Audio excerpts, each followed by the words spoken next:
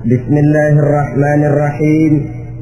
الحمد لله رب العالمين، والصلاة والسلام على أشرف الأنبياء والمرسلين وعلى آله وأصحابه المجاهدين الطاهرين. أما بعد. Saudara-saudara kaum muslimin rahimakumullah. Pada dasarnya agama adalah aturan. Orang yang beragama adalah orang yang hidup memakai aturan. Berbeda dengan undang-undang hukum pada umumnya, maka aturan agama ini tidak hanya berisi perintah dan larangan. Ia di samping berisi perintah juga berisi anjuran, pembolehan, pencelaan, dan larangan. Dalam bahasa yang lebih dikenal, perintah adalah sesuatu yang apabila dilaksanakan beroleh pahala, sedang apabila ditinggalkan mendapat sanksi dosa. Amalan semacam ini dinamakan amalan yang wajib. Sedangkan anjuran, sesuatu yang apabila kita kerjakan beroleh pahala, apabila kita tinggalkan tidak beroleh dosa. Amalan semacam ini dikenal dengan amalan sunnah.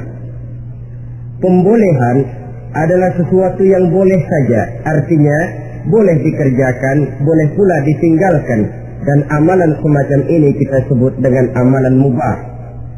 Pencelaan adalah sesuatu yang berpahala jika ditinggalkan, tapi tidak berdosa manakala dikerjakan, dan ini dinamakan perbuatan yang makruh. Sedangkan larangan, sesuatu yang apabila dikerjakan beroleh dosa, apabila ditinggalkan beroleh pahala, dan amalan semacam ini lazimnya dinamakan amalan atau perbuatan yang haram. Kalau agama merupakan aturan, maka konsekuensinya tentu ia berisi perintah dan larangan. Apabila perintah dilaksanakan, maka Allah Subhanahu wa ta'ala memberikan balasan berupa pahala. Sedangkan apabila larangan yang dikerjakan, Allah pun akan memberikan ganjaran yang bernama dosa. Baik pahala maupun dosa adalah sesuatu yang abstrak, sesuatu yang tidak nampak, tidak kelihatan oleh pandangan mata yang zahir. Itu sebabnya barangkali di zaman materialistis seperti sekarang ini, orang kurang tergerak mengejar pahala dan malah kadang-kadang terangsang untuk berbuat dosa, karena pahala dan dosa sesuatu yang tidak kelihatan oleh pandangan mata yang zahir ini. Namun sungguh pun demikian, pahala dan dosa bisa mendatangkan kebahagiaan atau kegelisahan batin. Bersabda Rasulullah sallallahu alaihi wasallam, "Idza sarratka hasanatuka wa sa'atka sayyi'atuka fa anta mu'min." Apabila perbuatanmu yang baik menyebabkan engkau bahagia, apabila perbuatanmu yang baik menyebabkan engkau gembira, dan perbuatanmu yang jahat menyebabkan engkau jadi susah, itulah tanda bahwa di hatimu masih ada iman. Artinya, belum tentu orang yang berbuat baik merasa bahagia dengan kebaikan yang dikerjakannya. Dan tidak selamanya orang yang berbuat jahat sanggup menyesali perbuatan jahatnya. Oleh karenanya, apabila iman masih ada, apabila hati masih hidup, perbuatan yang baik menyebabkan orang gembira, perbuatan yang jahat menyebabkan orang susah dan gelisah hatinya. Ini mengandung pelajaran. Sekali kita berbuat baik, jangan sekali-kali menyesali kebaikan itu. Sebaliknya, satu kali kita melakukan kesalahan, hendaknya selalu menyesalinya. Kadang-kadang dalam kehidupan, karena orang tempat kita berbuat baik itu rupanya membalas air susu dengan air tuba, kita lalu menyesali kebaikan. Lahirlah kata-kata nyesal saya nolong dia. Ibarat pepatah katanya, nolong anjing kejepit. Waktu kejepit setengah mati kita tolongin, begitu selesai dia dari kejepitnya malah kita digigitnya. Saudara hadirin yang saya muliakan, dalam kehidupan sehari-hari barangkali ini kena filsafat yang disebut dorong mobil mogok.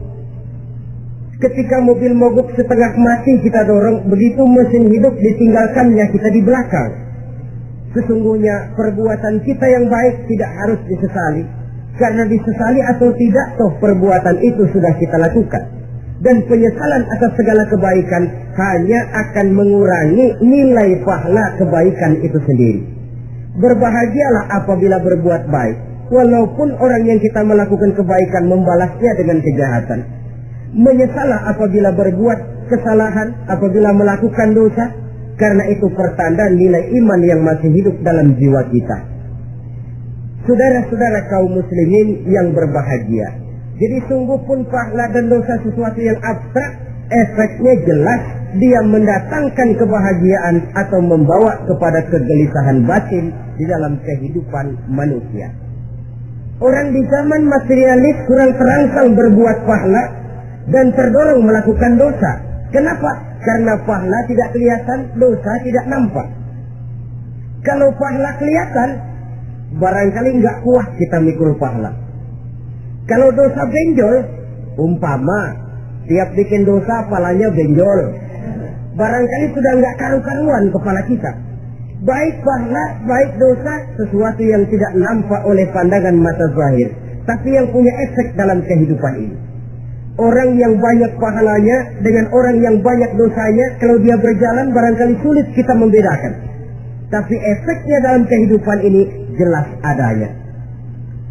Sesuatu yang bernama pahala kita perlukan, karena hidup tidak berhenti hingga di sini.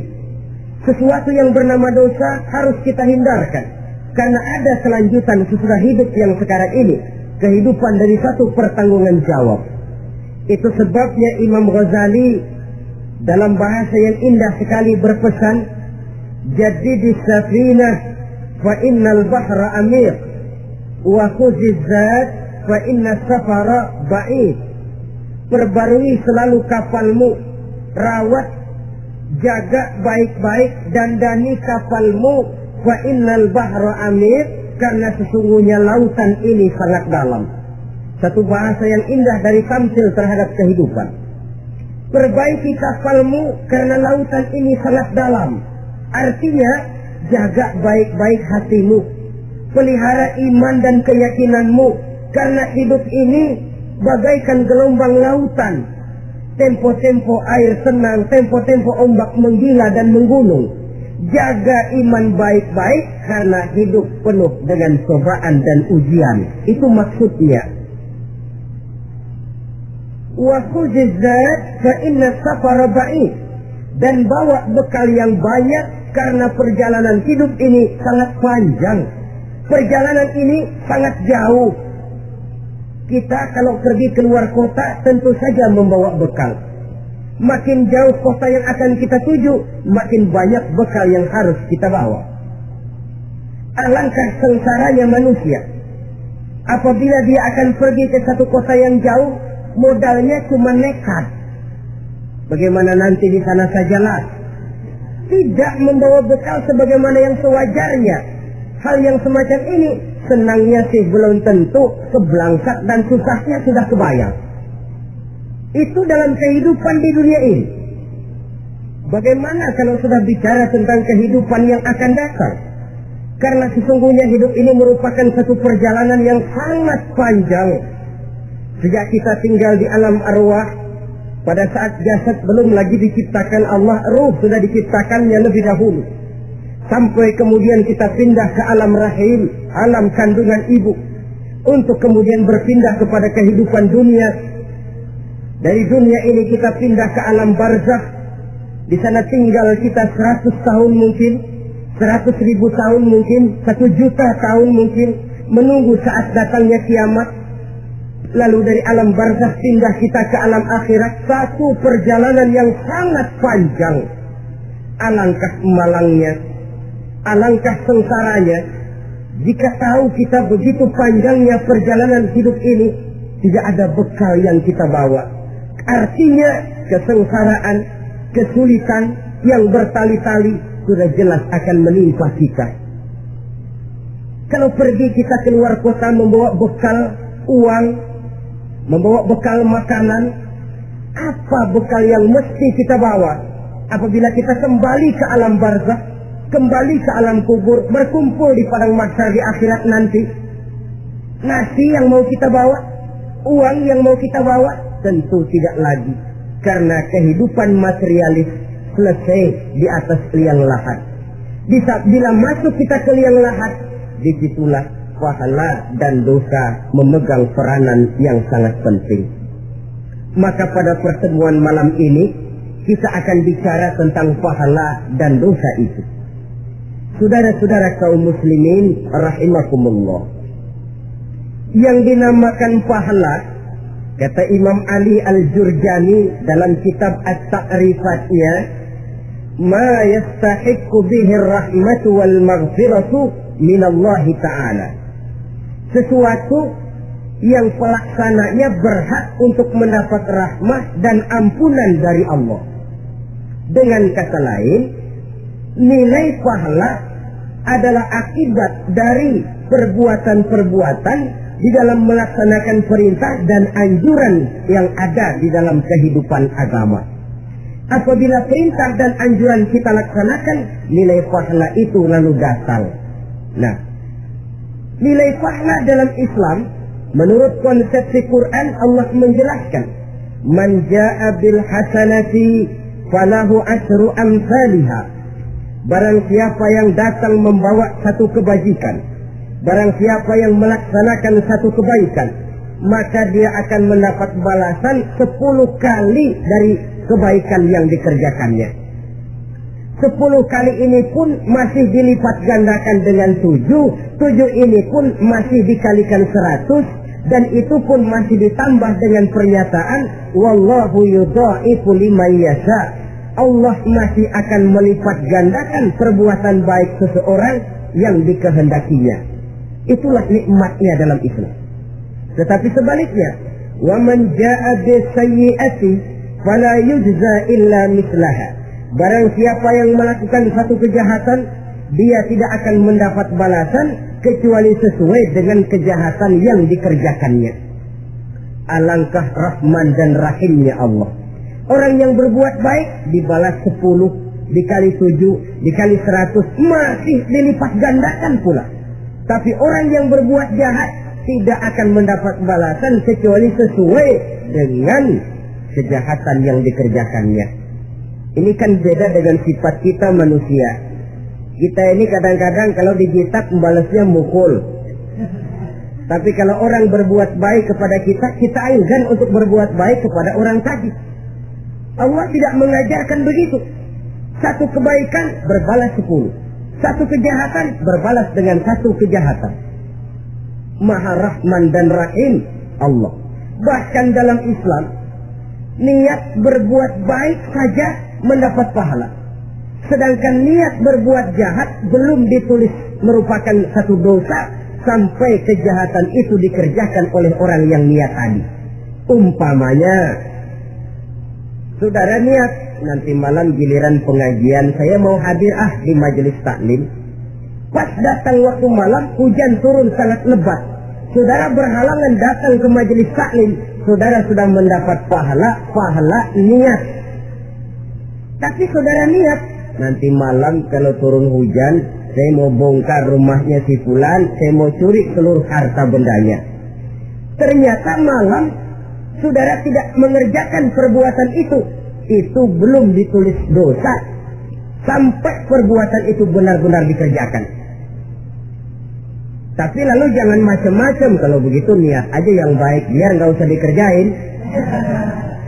Niat aja pengen ngaji walaupun tidak ada niatan untuk ngaji. Allah lebih tahu tentang apa yang terdetik di dalam hati sanubari kita.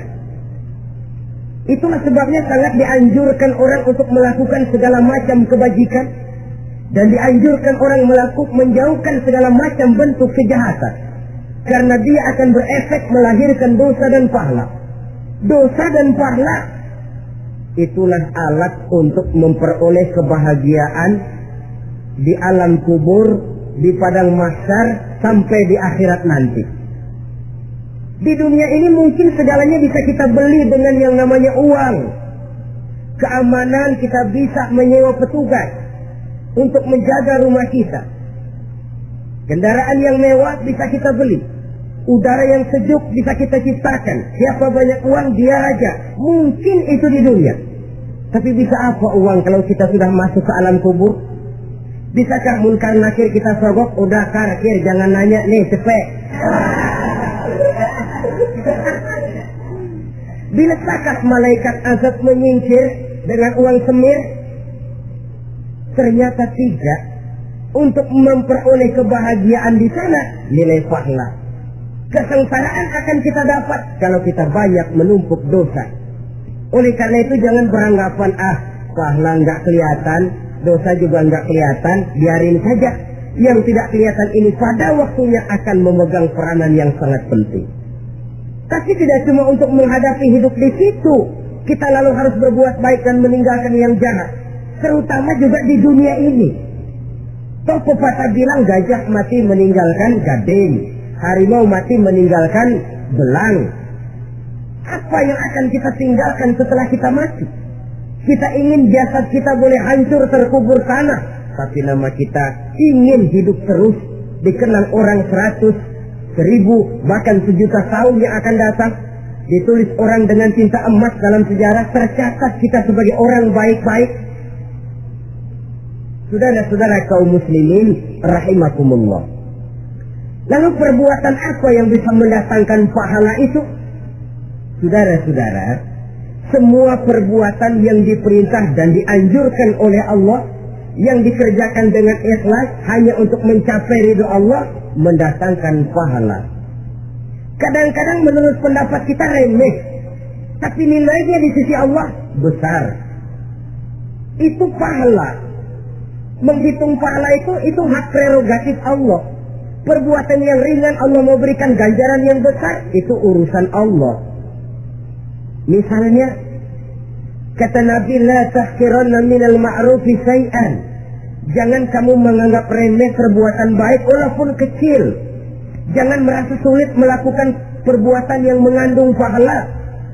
Bertemu dengan teman, muka kita cerah, berpahala. Menyingkirkan duri di jalanan, berpahala. Menolong orang yang sesat, memberitahu orang yang bertanya, berpahala. Tidak sulit kalau kita mau. Yang diperintah dan dianjurkan oleh agama, itu perbuatan yang mengandung nilai-nilai pahala. Masalahnya cuma tinggal mau atau tidak, dan dikerjakan dengan ikhlas. Bertemu teman, mukanya cerah, pahala. Menyingkirkan duri di jalanan, pahala. Sedekah, pahala. Tidak berupa perbuatan, bisa berupa ucapan. Misalnya bersolawat, pahala. Bertasbih dan bertahmid, pahala. Kata Nabi, kalimatani khafifatani 'alal lisan, thaqilatani fil mizan. Ada dua kalimat yang enteng di lidah tapi berat di timbangan akhirat nanti. Apa itu? Subhanallah walhamdulillah. Itu kan amalan yang ringan, perbuatan yang mudah saja, tapi nilainya demikian besar dalam pandangan Allah. Jadi pendeknya, perbuatan yang bernilai pahala adalah perintah dan anjuran agama yang dilaksanakan dengan ikhlas semata-mata untuk mencapai ridho Allah, itu mengandung pahala. Niat dasarnya itu harus karena Allah, landasannya harus karena ikhlas. Bukan cuma sekedar basa-basi, tidak karena ingin dipuji orang, tidak karena mengharap tanda jasa, tapi ikhlas semata-mata.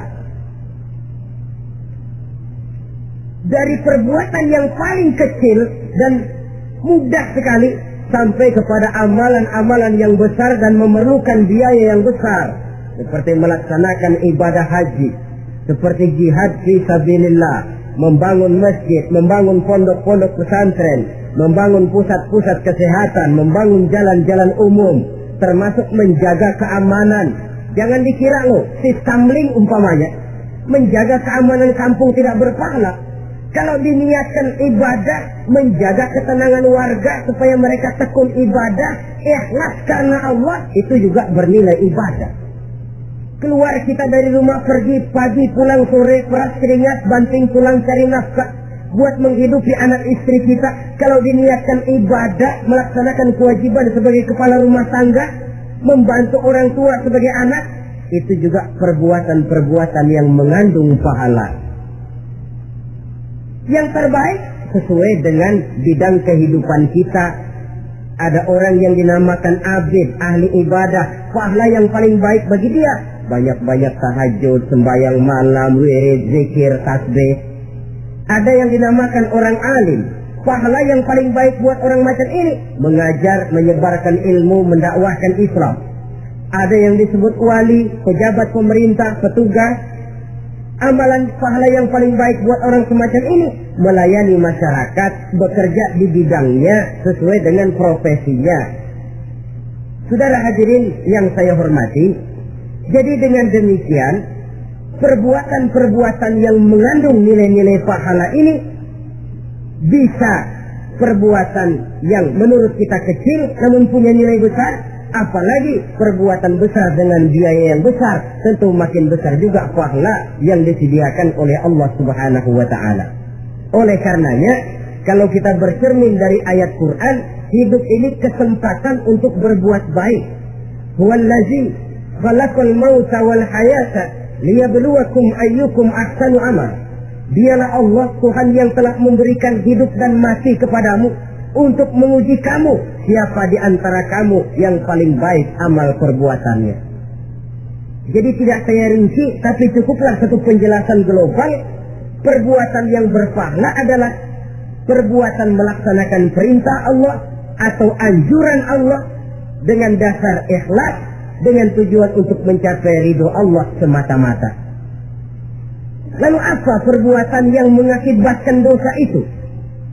Saudara-saudara, dosa lahir akibat melakukan larangan Allah atau mengerjakan yang dicelaknya.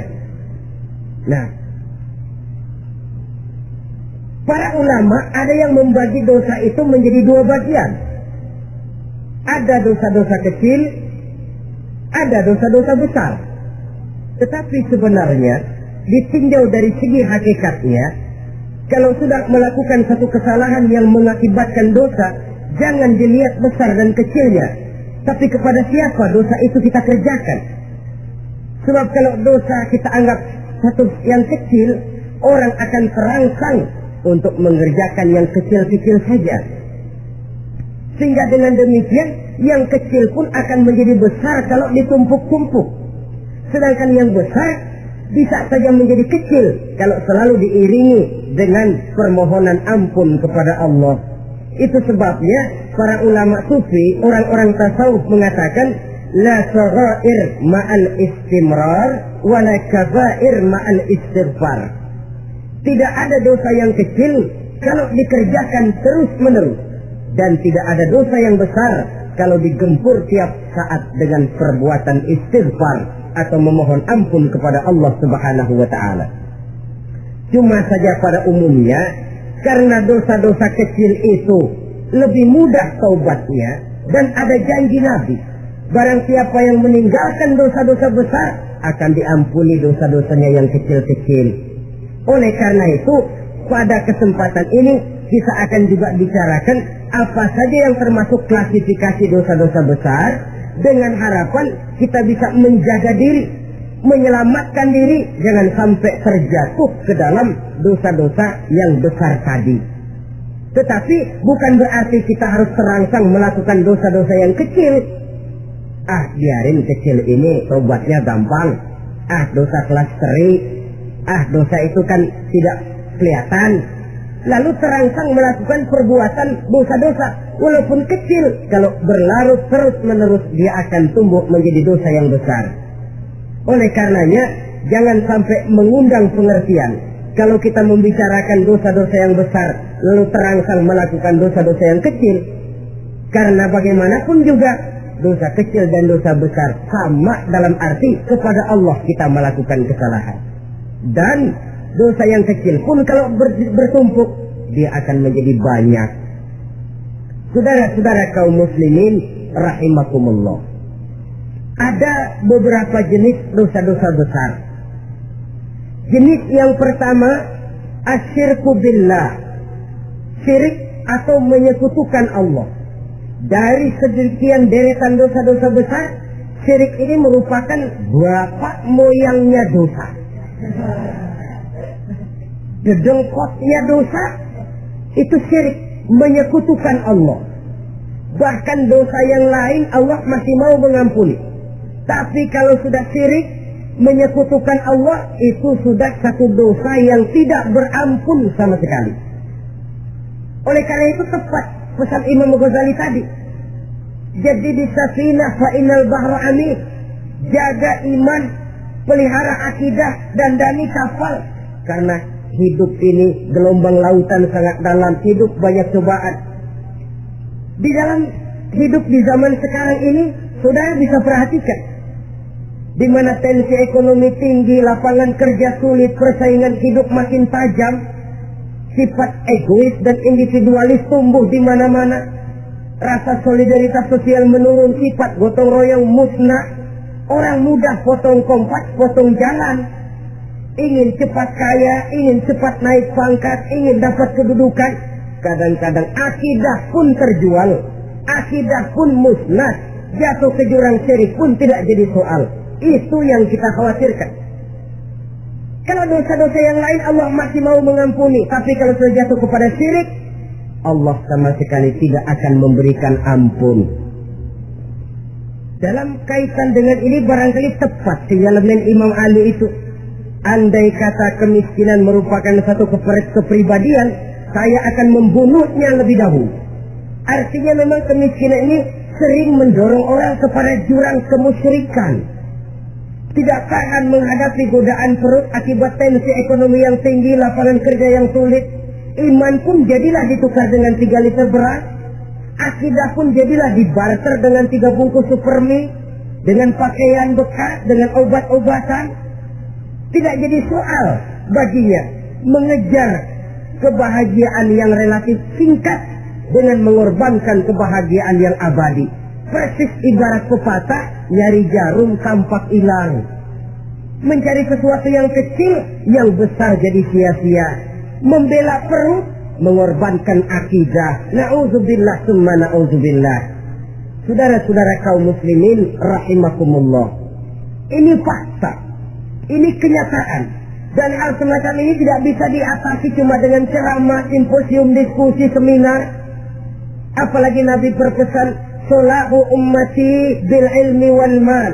Umatku hanya bisa menjadi baik akidahnya dengan ilmu dan harta. Itu bahasa Nabi. Kalau bahasa kita sekarang, dengan ekonomi dan pendidikan. Ilmu, pendidikan, ekonomi, harta. Tanpa itu sangat besar kemungkinan kita bisa menjual akidah terjerumus di lembah kemusyrikan. Maka terutama kepada saudara-saudara saya, muslimin yang terpencil jauh dari kota-kota besar, yang kadang dalam kehidupan seharinya imannya sering digoda oleh supermi, akidahnya sering ditantang oleh pembagian beras, pakaian-pakaian bekas, obat-obatan dan sebagainya. Jaga dan bentengi akidah kita. Lebih baik nyawa berpisah dari badan, asal iman jangan berpisah dari hati. Kepada adik-adik saya para remaja, para pemuda di kota-kota besar, yang iman dan akidahnya sering ditantang dengan minuman-minuman keras, fasilitas-fasilitas yang menghanyutkan, yang secara terarah dan praktis sedikit demi sedikit menggiring kita untuk keluar dari nilai-nilai akidah. Hati-hati, jaga baik-baik, sebab insan paling mahal, mutiara paling berharga, tidak lain nilai iman ini. Tergelincir kita daripadanya, jatuh ke lembah kemusyrikan, jatuh ke satu dosa yang teramat besar, yang Allah tidak akan pernah memberikan ampun lagi. Ini dosa besar yang pertama. Yang kedua, qatlun nafsi illa bil haq. Membunuh orang tanpa alasan yang benar. Di zaman kesulitan ekonomi kadang-kadang orang mudah nekat. Tengok saja, kadang-kadang karena pasar uang 100-200 perak saja nyawa bisa melayang. Kadang-kadang karena urusan yang remeh, salah omong, salah ambil, salah ucap, salah pegang, nyawa bisa jadi melayang. Alangkah murahnya nyawa, seakan-akan kita yang punya. Padahal nyawa itu hak milik Allah. Tidak pantas kita merampasnya, tidak pantas kita menghilangkannya dari jasad seseorang. Oleh karenanya, membunuh orang merupakan satu dosa yang sangat besar. Jangankan kepada orang yang seakidah, orang yang lain akidah saja pun, kalau dia hidup berdamai, rukun, berdampingan, kita harus melindungi. Apatah lagi teman seakidah sendiri. Saudara-saudara kaum muslimin rahimakumullah. Pantas kalau Nabi menyatakan apabila dua orang Islam sudah saling berkelahi, berbunuh-bunuhan, al-qatil wal maqtul finnar. Yang membunuh dan yang dibunuh dua-duanya sama-sama masuk neraka. Sahabat heran, ya Rasul, kalau yang membunuh masuk neraka sih wajar, tapi yang terbunuh kok neraka juga, kenapa? Kata Rasul, sebenarnya dia juga cuma sudah niat untuk membunuh, cuma keduluan saja. Andai kata dia tidak terbunuh, tentu dia yang akan membunuh. Saudara-saudara kaum muslimin rahimakumullah, Islam sesuai dengan namanya adalah agama damai. Kita tidak boleh mencari-cari musuh, walaupun tidak boleh lari kalau bertemu musuh. Oleh karenanya, pantang seorang muslim menimbulkan benih keonaran menjadi biang kerok buat lingkungannya. Sesuai dengan namanya, seorang muslim adalah seorang yang dalam hidup senantiasa berusaha menebarkan salam, menebarkan kedamaian, ketenangan dan ketentraman. Dengan prinsip musuh jangan dicari, bertemu pun jangan lari. Yang ketiga, termasuk dalam kelompok dosa besar ini, syurbul khamr, meminum minuman keras. Termasuk di dalam kata khamr ini ganja, morfin, narkotik. Sebab apa? Jenis minuman semacam itu tidak hanya merusak keadaan sekarang, tapi sekaligus merusak kehidupan yang akan datang. Kalau itu jatuh di tangan generasi muda, artinya kan merusak kehidupan masa depan daripada suatu bangsa. Karena apa? Remaja dan pemuda merupakan bentuk miniatur daripada kehidupan bangsa.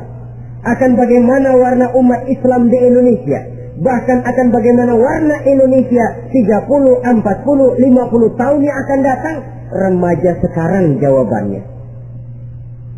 Kalau remaja kita sekarang ini kerjanya cuma bisa nyekek botol, insya Allah bangsa Indonesia 30-40 tahun yang akan datang akan tumbuh menjadi bangsa teler. Tidak banyak yang bisa kita harapkan. Remaja adalah gambaran masa depan dari satu bangsa, dari satu umat. Dan remaja itu di dalam dirinya secara fitrah terkumpul semua bakat, terdapat semua kemungkinan. Kita ini lahir membawa sifat pemimpin, tapi juga membawa sifat pengacau. Kita ini ada bakat jadi orang jujur, ada bakat jadi pengkhianat. Kita ini ada bakat menjadi orang baik-baik, kita juga punya bakat jadi biang kerok. Kita kemungkinan bisa jadi pemimpin bangsa, tapi juga bisa menjadi pemimpin bangsat. Nanti lingkungan dan pendidikan akan menumbuhkan, membentuk mana yang tumbuh lebih subur. Kalau lingkungan dan pendidikannya lebih banyak bercerita tentang kejujuran, maka nilai kejujuran yang akan tumbuh lebih banyak dalam jiwanya. Dan insya Allah diharapkan dia akan menjadi manusia yang jujur di kelak kemudian hari nanti. Dan masalah minuman keras ini sebenarnya berkait. Kita tidak bisa cuma menyalahkan remaja saja, menyalahkan pemuda saja, karena bagaimanapun masalahnya kompleks. Menghancurkan sesuatu tanpa melihat kausalnya, tanpa melihat sebab akibatnya akan sama juga bohong. Kemungkinan karena broken home, kemungkinan karena pergaulan, kemungkinan karena kurang perhatian orang tua, kemungkinan karena akibat bacaan, tontonan, atau fasilitas berupa dibukanya pabrik-pabrik minuman keras, dijualnya minuman-minuman keras di warung-warung yang remang-remang, yang memberikan kenikmatan, kebahagiaan dan kebanggaan tersendiri, sehingga akhirnya orang terangsang untuk datang dan minum di sana. Pada dasarnya memang sepele, cuman minum, nggak ngerugiin orang lain kan? Iya, pada waktu minum. Tapi dikala sudah mabuk, out of control, apapun bisa kita lakukan. Yang kita ucapkan kita tidak sadari lagi, yang kita kerjakan tidak kita sadari lagi. Dikala itu segala macam kejahatan bukan sesuatu yang tidak mungkin untuk kita laksanakan. Nggak ngerugiin orang lain, memang pada saat mau minum.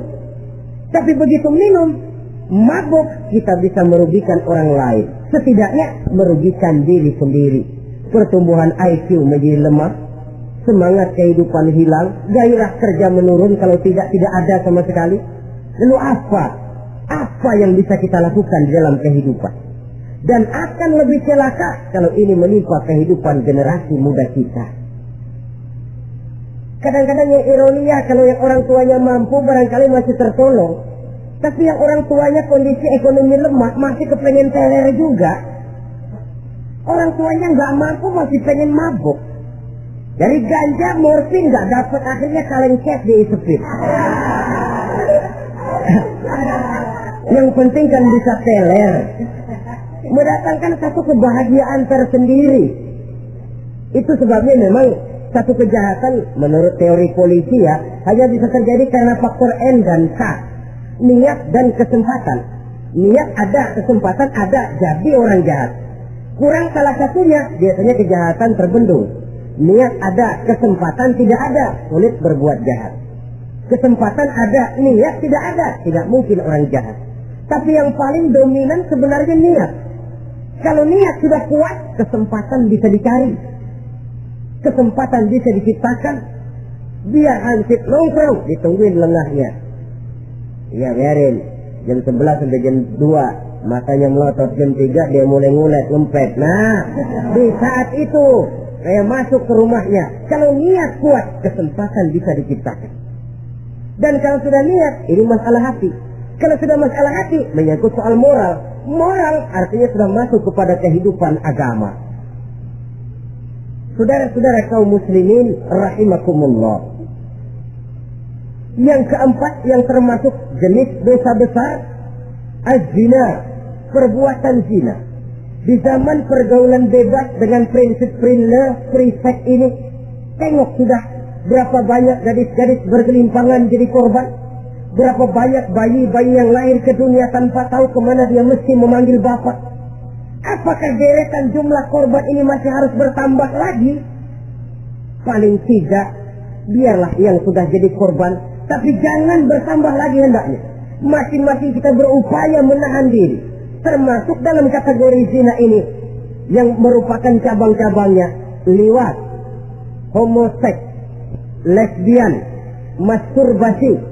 Bahkan masturbasi itu termasuk jenis zina tangan, dan itu juga merupakan satu dosa. Di samping dosa juga merusak diri, karena bagaimanapun juga dia akan mengurangi kemampuan daya pikir seseorang. Maka agama memberikan jalan keluar. Pesan Nabi, ya ma'syarus syabab, man istata'a minkumul ba'at falyatazawwaj. Hai para pemuda, kata Nabi, barang siapa di antara kamu yang sudah bisa ba'at, yang sudah mampu ba'at. Ba'at itu artinya memberikan nafkah, baik nafkah zahir maupun nafkah batin. Falyatazawwaj, maka hendaklah dia kawin. Jadi yang maksud ba'at ini, ya nafkah zahir, ya nafkah batin.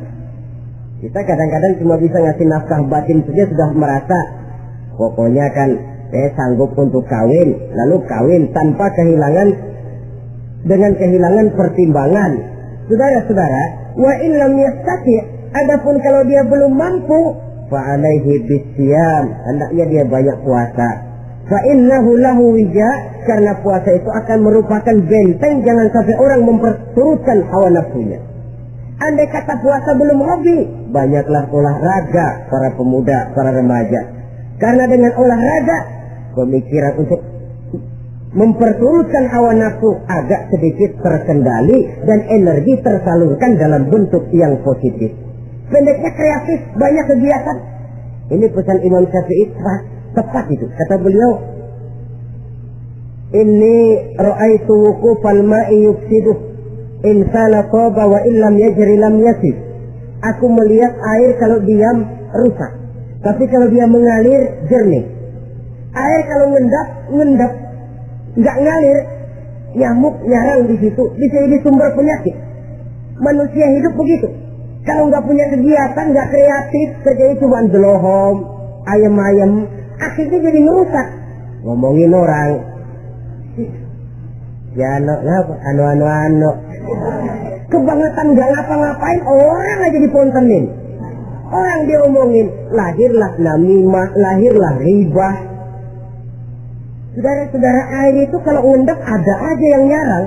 Tapi kalau dia ngalir, orang ada kesibukan, insya Allah dia tidak akan jatuh kepada sesuatu yang bisa mengundang dosa. Isilah waktu dengan hal-hal yang bermanfaat, karena hidup ini singkat dan tidak berjalan mundur ke belakang, mundur hancur, berhenti diinjak orang. Sekali melangkah, jangan surut mundur ke belakang. Homoseks terlepas dari penyakit kejiwaan. Sekarang ini kan sudah ada persatuan kaum gay katanya, meminta perlakuan yang sama dan agar dibolehkan kawin sesama mereka. Secara manusiawi boleh, secara manusiawi kita hargai mereka, tapi dari kacamata agama ini jelas merupakan penyimpangan, dan penyimpangan merupakan suatu dosa terlepas dari pertimbangan manusiawi. Jangan karena terlalu memperturutkan suara manusiawi lalu kita mengesampingkan agama. Termasuk lesbian, wadon karo wadon. Ya, kalau homo itu kan lanang karo lanang katanya. Saudara-saudara kaum muslimin rahimakumullah, ini bukan penyakit baru. Liwat, homoseks sudah dikenal dari zamannya Nabi Lut. Laki dengan laki. Lesbian dari zaman istrinya Nabi Lut. Terlepas dari penyakit kejiwaan, dari segi agama, ini merupakan penyimpangan dan merupakan dosa yang besar. Yang kelima, yang termasuk jajaran dosa kelas kakap, wazful mu'minina wal mu'minat, menuduh orang mukmin yang baik-baik, laki atau perempuan, melakukan perbuatan zina sehingga hancur namanya di masyarakat. Ini merupakan satu perbuatan dosa yang sangat besar dan sangat dimurkai oleh Allah. Saudara-saudara kaum muslimin rahimakumullah, oleh sebab itu tentang masalah ini, kalau memang tidak ada saksi, jangan sembarang kita enteng lidah menuduh orang lain berbuat zina, menuduh orang lain berbuat terong. Dosanya kelewat besar di dalam kehidupan. Karena apa? Mencari harga diri itu berat, memelihara kehormatan diri jauh lebih berat. Satu kali orang dihancurkan namanya di masyarakat, dia akan terisolir jadinya. Oleh karenanya, berlindung kita kepada Allah, jangan sampailah dihinggapi oleh sifat ini. Karena sentimen kita kepada seseorang, karena hasad kita kepada seseorang, tidak senang melihat orang lain lebih maju, lalu lidah ini seenaknya saja mengucapkan kata.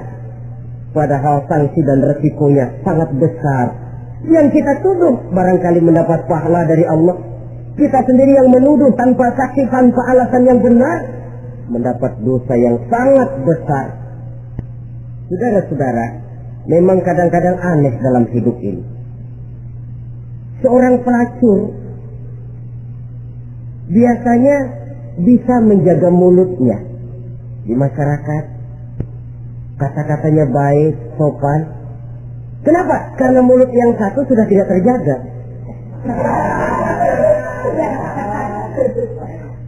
Kita kadang-kadang kehormatan bisa kita jaga, tapi mulut nggak terkontrol. Ngomong seenaknya dewe, bikin orang mangkel, kesal, fitnah sana, fitnah sini, menghancurkan nama baik orang, ngomongin yang macam-macam. Berbagai macamlah caranya. Saudara-saudara kaum muslimin yang berbahagia.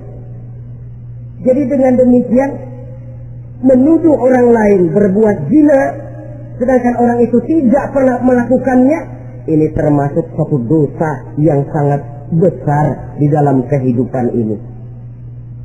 Yang keenam, al-'aqu bil walidain, durhaka kepada ibu bapak. Seorang anak, bagaimanapun banyak nilai ibadahnya, banyak kebaikan di masyarakat, menyandang berbagai macam gelar, pangkat dan jabatannya tinggi, tapi kalau sudah durhaka kepada kedua orang tuanya, alamat hidup tidak lagi membawa keberkahan. Dan itu dosa yang sangat besar. Sampai Nabi sabdakan, ridho Allah ada di dalam keridhaan ibu bapak, murka Allah pun ada di dalam kemurkaan ibu dan bapak. Walaupun belum tentu setiap kita orang tua, tapi yang jelas setiap kita adalah anak. Dan setiap anak punya ibu dan bapak. Jangan sampai kacang lupa kepada kulitnya. Saudara-saudara kaum muslimin rahimakumullah, durhaka kepada ibu bapak merupakan perbuatan yang sangat dimurkai oleh Allah. Apalagi ibu yang telah melahirkan kita, bahkan mengandung kita. Begitu juga bapak yang telah berusaha peras keringat banting tulang untuk mengasuh membesarkan kita. Tidak ada perbuatan baik yang kita lakukan untuk bisa menebus kebaikan daripada ibu dan bapak kita. Setidaknya kalau belum bisa berbuat baik kepada keduanya, janganlah menyakiti hati keduanya. Itu saja dulu yang harus dijaga. Kadang-kadang sudah berbuat baik enggak, nyakitin melulu. Sudah nyenangin belum bisa, saban sehari nyakitin saja. Padahal kedua orang tua itu doanya manjur, sebagaimana sumpahnya juga bisa jadi kenyataan, dan sering bahkan menjadi kenyataan. Sampai ibu bapak sudah wafat, sudah meninggal sekalipun, kewajiban berbakti masih harus terus dilakukan oleh seorang anak. Lalu yang ketujuh, at-tawalli yaumaz zahfi, berpaling pada hari pertempuran. Orang sedang sibuk-sibuk menghadapi musuh, maksudnya berjuang membela agama ini, dia lari menyelamatkan diri. Pengecut, mental munafik. Ayo, kalau demi agama, mari kita maju ke depan. Allahu Akbar, yang besar Allah, yang lain kecil semua. Maju, orang lain maju serentak, dia mundur jauh ke belakang. Mental munafik, mental calo, istilah sekarang ini. Oh, itu calo, mental calo, Tuhan gedek banget itu. Coba ya, calo itu paling sibuk nyuruh penumpang naik. Tapi sementara penumpang naik sampai ke tempat tujuan masing-masing, calonya nggak kemana-mana, diem aja di situ. Cuma orang aja disuruh naik. Dan saudara kerja bakti, orang turun kecomberan, dia naik ke tempat tidur. Mundur di hari pertempuran, menyebabkan orang lain gugur, dia sendiri menyelamatkan diri. Mental pengecut, mental munafik, itu merupakan dosa yang sangat besar. Saudara-saudara kaum muslimin rahimakumullah, itu sebabnya agama itu memerlukan keberanian, memang, tapi bukan keberanian yang tanpa perhitungan. Sebab berani tanpa berhitung namanya berani babi. Kita berani kalau benar, kita harus takut kalau salah. Jangan dibalik. Salah berani, nekat namanya. Benar takut, pengecut namanya. Orang yang pengecut adalah orang yang takut membela kebenaran. Orang yang nekat sesungguhnya udah salah nggak malu lagi, udah salah nekat lagi. Merasa rugi berbuat kebaikan, puas kalau berbuat kejahatan. Padahal Nabi pesan, siapa yang berbuat dosa sambil tertawa, nanti dia akan masuk neraka sambil menangis. Karena itu dipesan pula di dunia ini, sering-seringlah mencuci mukamu dengan air mata taubat. Cuci lidahmu dengan zikir kepada Allah. Bersihkan hatimu dengan air ikhlas. Saudara-saudara kaum muslimin rahimakumullah, kan ada toh orang berbuat baik nggak gembira, tapi berbuat jahat malah puas. Atau sama saja orang lain berbuat baik, hatinya kesel, Orang lain berbuat jahat, dia malah mendukung. Atau orang lain tergelincir berbuat jahat, dia malah girang. Ini kan tidak objektif. Karena yang berbuat baik, orang yang dia keselin, dia nggak seneng. Tetapi karena yang berbuat jahat, orang yang dia senengin, dibenerin juga. Itu nggak objektif namanya. Mundur di hari pertempuran pada saat saudara-saudara kita sedang menghadapi musuh, sikap pengecut yang sangat dibenci Allah. Yang kedelapan, termasuk kelompok dosa besar, aklu malil yatim, makan harta anak yatim. Kadang-kadang ada orang mengeksploitir loh nasib anak-anak yatim. Karena biasanya para dermawan peka kalau mendengar nasib yatim, memberikan santunan. Si yatim belum makan, yang ngurusin udah pada kenyang. Mengeksploitir, memakan harta anak yatim termasuk dosa yang sangat besar. Sehingga Nabi pesan, ana wa kafilul yatim kahataini yaumal qiyamah. Aku dan orang yang menyantuni anak yatim seperti dua jari ini di hari kiamat. Rumah yang paling dimuliakan Allah adalah rumah yang di dalamnya ada anak yatim yang hidupnya dihormati, hidupnya disantuni, keperluannya dicukupi. Maaf saja, tahap kita menyantuni anak yatim ini baru tahap setahun sekali. Kalau Muharram kita agungkanlah, kita besarkan. Lebaran yatim katanya. Kita kumpulkan dana, kita usap kepala yatim, kita kumpulkan beras, kita bagikan hari itu. Perkara bulan depan kelaparan, kita tutup kuping. Perkara bulan berikutnya dia kelaparan, kita masa bodoh. Bahwa di bulan Muharram kita santuni yatim piatu itu sudah baik. Tapi akan lebih baik lagi kalau kita sanggup menjadi bapak asuh mereka, memikirkan sekolah mereka, ada kontinuitas. Kalau mereka diasuh oleh orang lain, lalu bertukar agamanya, berpindah akidahnya, kita ngomel habis-habisan. Tapi kita ada kemampuan, kita tidak mau berbuat semacam itu. Ya sama juga bohong namanya. Saudara-saudara kaum muslimin rahimakumullah. Orang yang menyantuni yatim mendapat pahala besar. Tapi orang yang mengkorup harta anak yatim, dosanya juga sangat besar.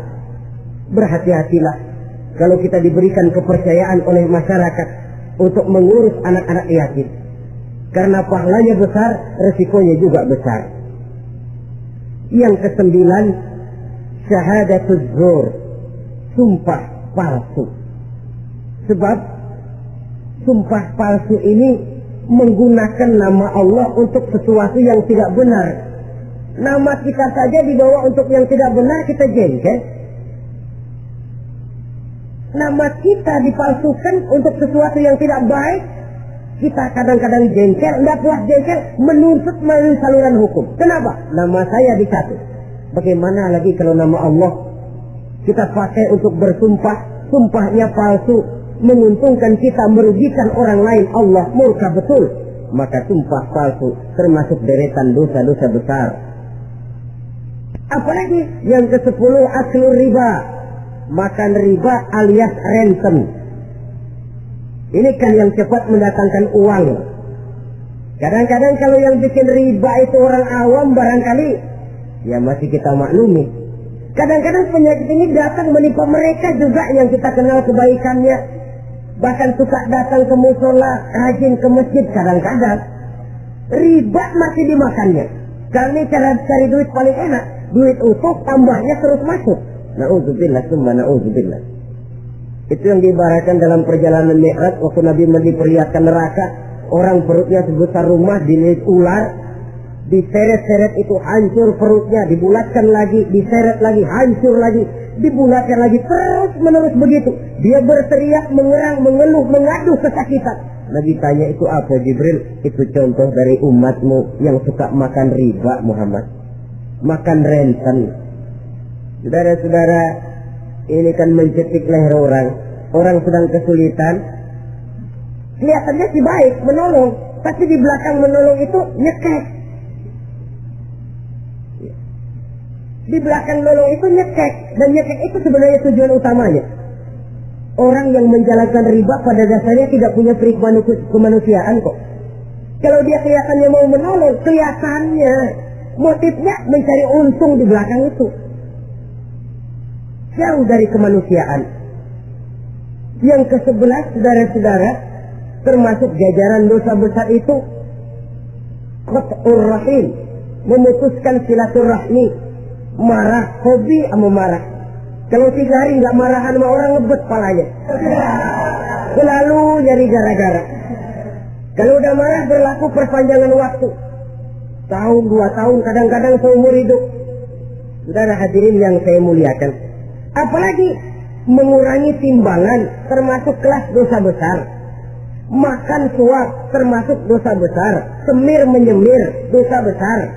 Apalagi bunuh diri. Bunuh diri dosa besar. Kadang-kadang karena sulit nekat. Daripada hidup susah mendingan mati sekalian. Apa dikira kalau mati urusan selesai? Belum. Termasuk memotong anggota badan sendiri. Dosa besar. Kayak belum lama ada kesulitan ekonomi mau lebaran. Alat vitalnya dipotong. Berita-berita koran. Itu pun dosa besar. Nah kan badan saya sendiri. Ya badanmu sendiri. Tapi yang ciptakan Allah. Yang berikan Allah. Kenapa mesti dipotong? Karena kesulitan ekonomi alat vitalnya sendiri dipotong. Ya namanya alat vital. Kalau sedang gak ada yang vital kan hampa hidup ini. Tapi lalu kehilangan pertimbangan. Saudara-saudara kaum muslimin, karena itu di hadapan segala macam kesulitan, jangan sampai kita kehilangan pertimbangan lalu terjatuh ke dalam dosa-dosa besar ini. Mudah-mudahan Allah selamatkan kita dari segala macam bentuk dosa besar, sehingga diampuni segala dosa yang kecil dan digerakkannya kita untuk hidup melakukan kebaikan yang membawa pahala yang sebesar-besarnya. Ini sajalah pertemuan kita saat ini. Terima kasih atas segala perhatian. Mohon maaf atas segala kekurangan. Wassalamualaikum warahmatullahi wabarakatuh.